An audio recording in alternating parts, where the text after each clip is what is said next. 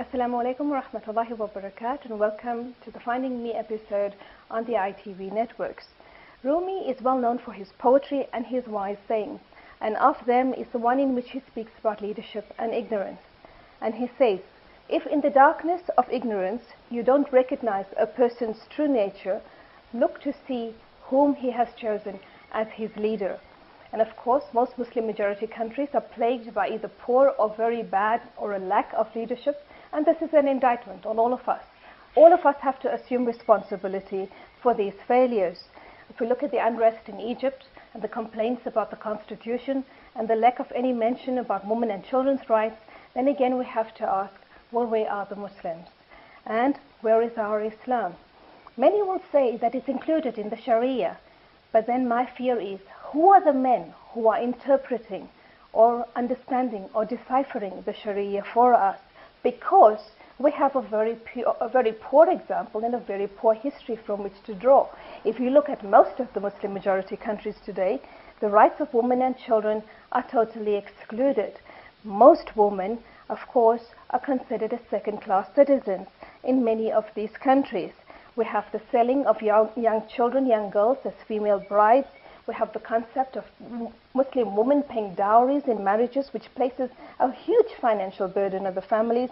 And then, of course, the systemic illness of the caste system, which is found in India, Pakistan, and Kashmir. So if leaders are sincere, really, if leaders are sincere, then they need to articulate these concerns and enshrine them in writing, even if it is a duplication, because there has just been too much distrust and too much bad faith. And of course, African countries face the same challenges. And today with me, I have a lovely young sister.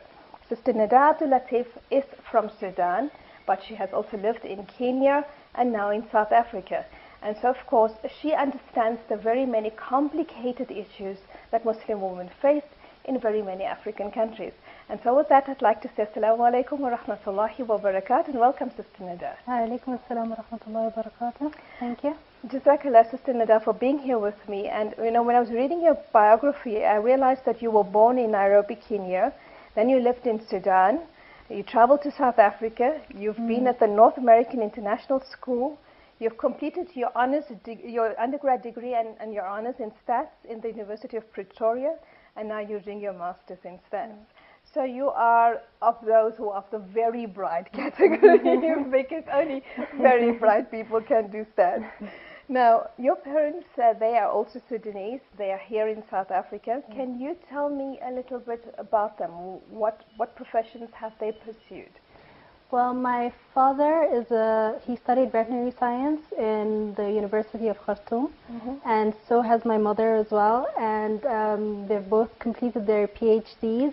My dad in Kenya, and my mom in Sudan. And now my mom is not working currently, but my father is working for the OVI Under Support Veterinary Institute here in Pretoria, and he works mostly in research and establishing vaccines and all of that for the diseases in Africa. Okay, but that's fascinating, because you're speaking about your parents doing veterinary science, and usually the understanding is when people think of Africa, they think of African people who are totally at conflict with each other, or basically helpless with each other. You wouldn't think of them helping animals or concerned about animals, except in the traditional sense of the rural farmer who's herding his sheep or his goats.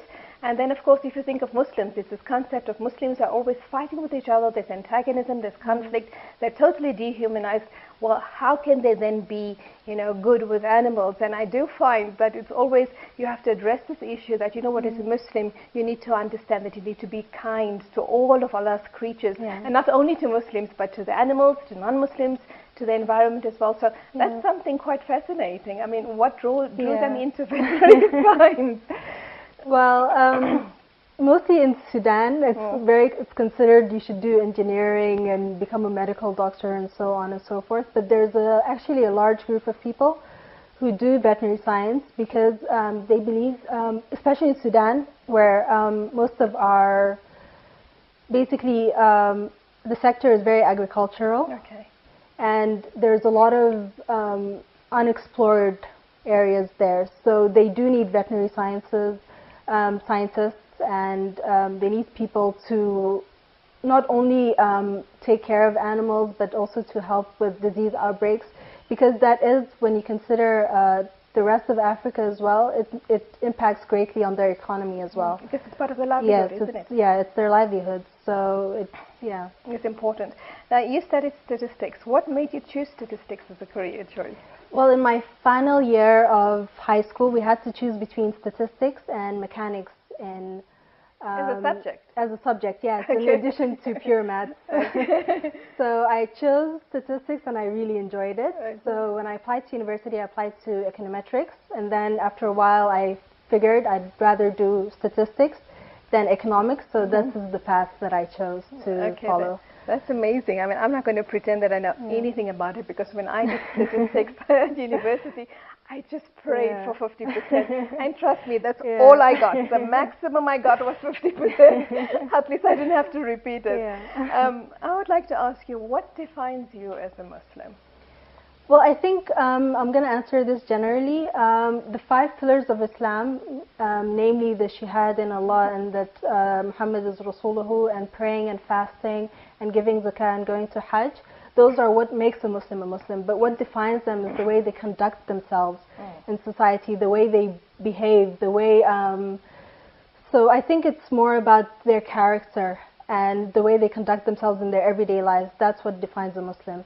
And that they follow the Quran and the Sunnah of the Prophet sallallahu alaihi wasallam. So basically what you're saying is also, if you look at the hadith of Aisha radiallahu anha, when she was asked to explain, or to define Muhammad sallallahu alaihi wasallam, she said, "Kana khuluquhu al-Quran," that his character was the Quran. And so that we have to live on that particular premise, that everything that it contains. So it's not just about lip service or reading or ritualizing the deen, but that you actually live its essence, isn't it? Yes, it's what you incorporate in your everyday life, basically. And that would be very important for you as well. Let me ask you quickly, your name is Nada. What does it mean? Okay, I have a brother and a sister, and my dad named me Nada and my sister Asila, and it comes from a song by a person called Abu Araki. And basically the sentence is Asila Nada Shuruq, which my name means dew, which is the water on the plants. And the whole sentence is basically unique as the sun rises dew. Wow. So my dad named Diya Asila Nada, and then if we had another sister, we'd call her Shuruq. So that's how it came about. Maybe one of the grandchildren can be Shuruq. And your sister is a medical doctor? Yes, she is. And your brother? He's in engineering. He's an engineer. He graduated from computer and electrical engineering from UCT, and now he's currently working in telecom. And does he also have an unusual name? No, his name is Muhammad. Well, it is unusual in the sense that it epitomizes the character of Muhammad sallallahu alaihi wasallam. Okay, you have moved between 3 very different countries. Now, how have these countries impacted on your development as a Muslim female? Well, when I left Kenya, I was quite young, so I guess at that point I still didn't have that kind of development. But when I was in Sudan, it kind of gives you the fundamentals of what it means to be, what it entails to be a Muslim woman, basically. And then when I came here to South Africa, I realized that it's not basically what you're born into, but it's actually, you have to actually work at it.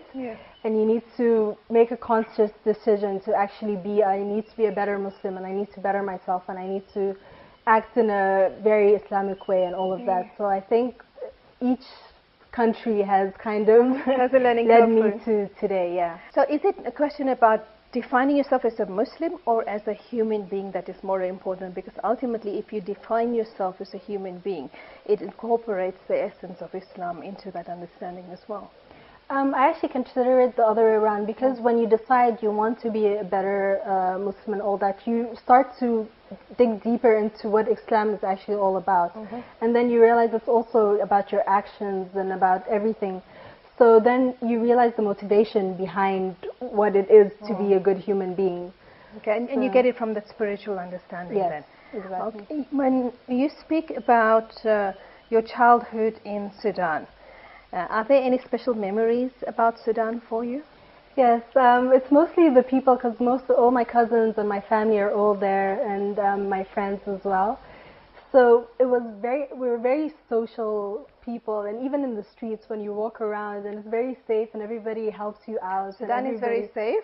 It used to be very safe when I was young. Okay. Yeah, before all the conflict happened, but it was very safe, and you could walk around when you were like a child, but you were at night and all that with your friends and play around. You could see them actually from your house. You look out, and then you would see all these children playing around together and everything. A very community. It was very community oriented, and even like I said, when people you don't know, and then if you need anything, if you go up to them, they would be so willing to help you and all of that. So that's what I remember. It was a very good place to be brought up in. Yeah, I can imagine. There's a very strong spirit amongst the Sudanese community. Yeah. And you see it here in South Africa also amongst the foreigners. I mean, when they're here, you know, where you find particular communities of Sudanese people, or the Somalis, or even the Ethiopians, they generally is a very strong spirit. But that being said, Sudanese people have been described as of the most intelligent and academically apt individuals in Africa. I mean, I've heard this many a times. And through my interactions, it's true. I find that they are exceptionally intelligent people. But there is so much strife and so much conflict in Sudan. What are your thoughts about this? Well, it is true. A lot of the Sudanese who immigrated to Arab countries and all, they did help towards the development and the education of those countries. But to go back to the history, we gained our independence in 1956 from the United Kingdom. And since that time, there have only been two democratically elected governments, and there have been 3 military coups. And the last one happened in 1989 when Umar al-Bashir came into power. Okay, but I'm going to ask you to please just stop there. We're going to take this up so that we can talk a little bit more about Bashir when we come back from the break. Thank you. So we'll see you after the break.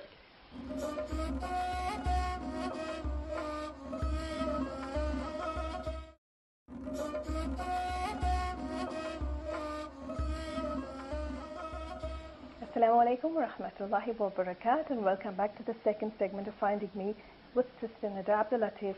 Sister Nada is from Sudan, and before we went into the break, we were speaking about leadership, crisis and conflict in Sudan. And Sister Nada, you were telling me about the present or the current leader in Sudan. If you can then elaborate a little bit more from this complete contrast of a very intelligent, academic, articulate people now living in complete conflict and strife. Yes, so as I was saying, since our independence, there have been 3 military coups, and so basically in 66 years, we've only had 11 years of democracy, which included all the lecturers and everyone from farmers, workers, all of that. But now the people who are in power are power-hungry, bloodthirsty people, and basically they haven't been elected by the people for the people, but have been there because of their military coup and all of that. So basically the strife is as a result of the dictatorship that has ensued in Sudan for so long. Okay, so people are basically opposed to, or generally opposed to, Bashir's leadership. Would that be a fair assessment? I mean, is that how Sudanese people consider the political situation? They would like to see somebody else instead of Bashir? Everybody you talk to when you go to Sudan, that's the first thing they say to you, how tired they are, how they would love a change and all of that. But I don't think, obviously propaganda and all of that, you don't hear any of that, and you think everybody is for Umar al-Bashir and all of that, but it's not true.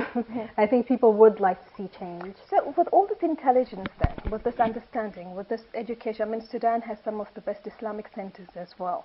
So you definitely have access to your religion, you have access to what the religion teaches you, and then you have access to the faculty of reasoning because of studying and the opportunities to go to university, to school, etc. Is there nothing then, or is there nobody amongst the people who can then consolidate the understanding of the people to actually stand up and rise against Bashir exactly as what happened in Egypt? Or has the situation not deteriorated to the extent of what happened in Egypt and Tunisia that the Sudanese people can actually stand up? I think at this point it's because people are so oppressed, and the people who actually get the proper jobs and who can actually sustain themselves are those people who are connected to Umar Bashir and his government. So it is very hard for you to take care of your family and all of that without that risk of not having a job and your family being terrorized. So it's patronage networks. Yes, exactly. So even when a bit of when people protest and all of that, it's very quickly shut down. And yes, I've seen that. Yeah. So and they're terrified that, you know, if you're out there on the street, you might just disappear and your family would not even know what happened to you. So I think it requires a lot more than, it's not the same situation as in Egypt and all of that. There's a much deeper problem that persists there that I think. So, but there is, again, it's the same recurring theme, an extreme sense of fear from those who are leading you, because I mean the Egyptians went through it, and the Tunisians, the Yemenis, the Libyans. I mean, it's really an indictment on the Muslims. I think it's really sad that we live in a situation with such pathetic leadership. Now, it has been said that the existing regime of Omar al-Bashir used the introduction of Sharia law to try and fool the Sudanese people into believing that they were going to implement Islamic principles in Sudan. And I mean, Islamic principles is based, I mean, if you ask anybody what is Sharia, they will tell you Sharia is justice. I mean, a person who knows what is Sharia. But this, of course, was then identified as a smoke screen. And this is very often being done by many groups where religion is abused for power and people are duped. Do you agree that this is what Bashir has also done, that he's used Islam as a tool to empower himself, and now that he's there, it's an absolute abuse of power, and then Islam is basically hung out to dry? 100%. I mean, they consider themselves Islamists, and they say they do everything in the name of Islam. But when you consider it, Sharia is about having a just and balanced and stabilized system in a Muslim country. But they only took a very small part of that, and basically they only implement basically the hudud, the punishment, basically part of it. And that is like the least of the Sharia. That is the least of the Sharia. And so it ignores everything else. And even within those punishments, example, they've created phantom houses, which are very out of the justice and legal system. And they basically torture people there. Some of them, houses? Yes, they're called phantom houses. Okay. So they torture people. And like I said, you can. They actually take people there, and nobody would know what happened to you. And they would torture, and some of them to death. So the thing is, it's not even within that hudud. They've actually transgressed. They've transgressed and crossed the line that is nowhere written in Islam, where they terrorize the people and anybody who opposes them. And so then can you blame the West for saying that, oh, look at your Islam, it's backward, it's regressive, this is how you act, there's nothing just about it. And if I look at it this way, and like how you're explaining it, and if Western media, or if I'm just a non-Muslim housewife sitting in my home and I'm watching the news about Sudan and hearing these things about Islam and what the Sudanese people are doing in the name of Sharia, I myself would be horrified at the thought or the idea of having Sharia implemented, because I would say, no, this system just doesn't make sense. I mean, yes, I agree with that, and I guess to agree, this is what people see in the news, and this is what they see happening. So they do have a right to fear it a bit. But if we actually go back to the actual essence of the Sharia, it's not anything like what it is today, as how it's portrayed today. Of course, and if you speak to the scholars who know about Sharia, they will tell you the essence of Sharia is about the preservation of life, and our leaders today are using Sharia actually to take life. Yes. With that, we have to go to our second break, and when we come back, and then I would like to speak to you more about the personal aspects of your Islamic identity. So we'll see you after the break.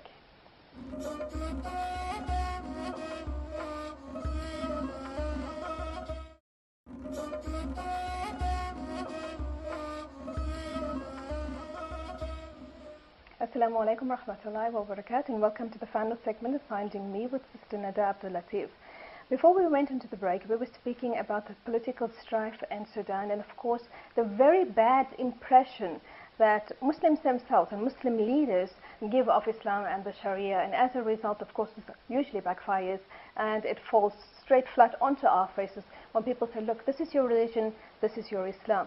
But besides that, there is another conflict that is going on inside of Sudan, and Sister Nada, I want to raise that with you. Of course, there's a dual conflict, the one with Darfur, and then the secession of South Sudan, and the continuous accusations that government officials are killing innocent citizens. I mean, of course, again, this reflects bad to say, what kind of a religion do you practice that it allows you to kill innocent men, poor women and children, old men in rural villages herding their sheep and the cattle, so you're killing off tribes and things like that. What do you feel about this, and what is your understanding of this conflict and the manner in which people in authority behave?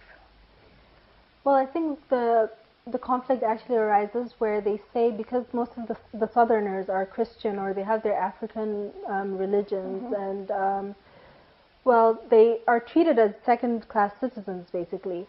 And so this whole war has been because they would have liked equal rights to the people in the north, but the government has marginalized them so much that they don't believe that they do deserve those rights. And I think, again, instead of actually trying to unite the country, it has led to a point where they have aggravated the situation so much that the South has decided they would like their own country and to be by themselves. And that's the second indictment on us, because if you call yourself a Muslim, you can never look down on another individual, never look at another individual as a second-class citizen. But we see this happening in a lot of the Muslim-majority countries, in Bahrain, Kuwait, Saudi Arabia.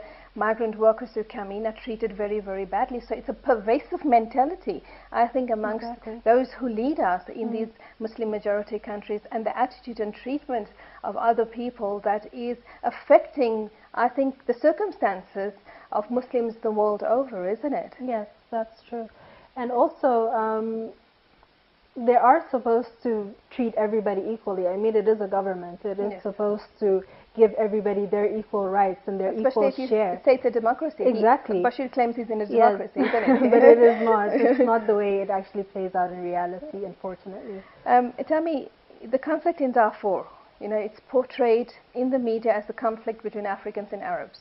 I know when I was teaching it to my students as well, they thought, yes, it's the Arabs with a superior mentality attacking the Africans, you know, considering them. It's a racist conflict between Arabs and Africans. Yet the Darfurians are 100% Muslim. It's a Muslim on Muslim conflict, and this is not mentioned. People don't know that. So what are your thoughts regarding this particular conflict? Well, yes, they are 100% Muslim. They're very devoted Muslims as well. It was said in history that the first Darfurian leader, he actually went to Hajj, to the Kaaba, and he provided the cover of the Kaaba for the first one. And then the 50% of the Darfurians are Hafaz. They know the Quran off by heart. So yes, they are definitely I didn't Muslim. know that. Yes.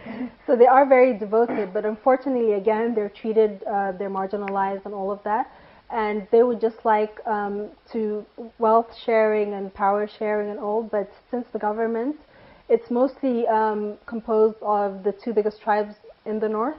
So I think they consider everybody else as not having the rights to be able to get that share in the power. And yet that's exactly what Nabi Sallallahu Alaihi Wasallam warned in the khutbah, in the final khutbah, I think at Hajjatul Wida, where he said, you know, demolish your customs and your traditions, your tribes and your clans, because today you are all Muslims.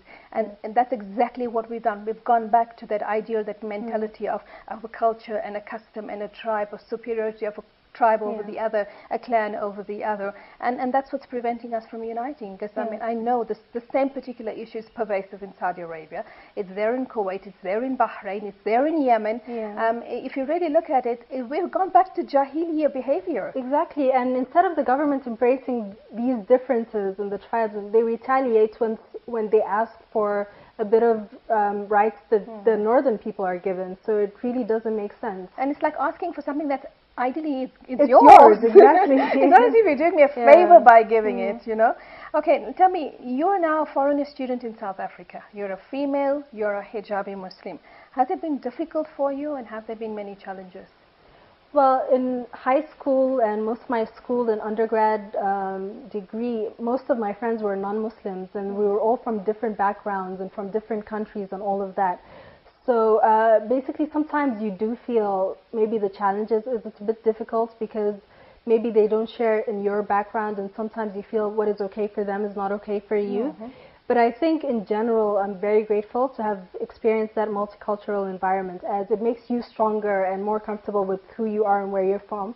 And as well, you accept other people's backgrounds and traditions and viewpoints as well, without thinking, no, there's only this way or there's only that way. And you learn to work within a comfortable parameter, exactly, isn't it? yes. And we are told to interact with Muslims, non-Muslims the same way. We're supposed to treat each other the same way. Human beings. Exactly, we're all human beings. Yeah. And but in terms of hijab, before I was considering it and wearing it, it was actually a very sudden transition, and so when I started wearing it, I thought it would be more difficult, but alhamdulillah, it hasn't. It hasn't been, easy, and you look beautiful, let me tell you. So what do you think is important for Muslims to do in the societies in which they live, especially when they're minorities? Because you were a Muslim as a majority. I mean, Sudan is majority Muslim. You're now coming and living in an environment where you were a minority. So what do you think is important for us to do in societies like this? I think the most important thing for us to do is actually give a good example of what Islam and Muslims should be, and in the way we conduct ourselves in our daily lives, and the way we interact with others and relate to others. Because I feel like in a lot of the places you do have a negative attitude towards Muslims because of what you see on the news or because what you think you know about Islam. And but it's also very often the kind of impressions that Muslims themselves give to others. Yes, it is very true, and it is very sad, but I think it is our responsibility to conduct ourselves in a way that gives a greater impression about what Muslims are like with our character and our integrity, so that I think in that way even I think more people would be able to embrace Islam, and they would know that Muslims are not just about terrorism and all so and so, it's about more than that.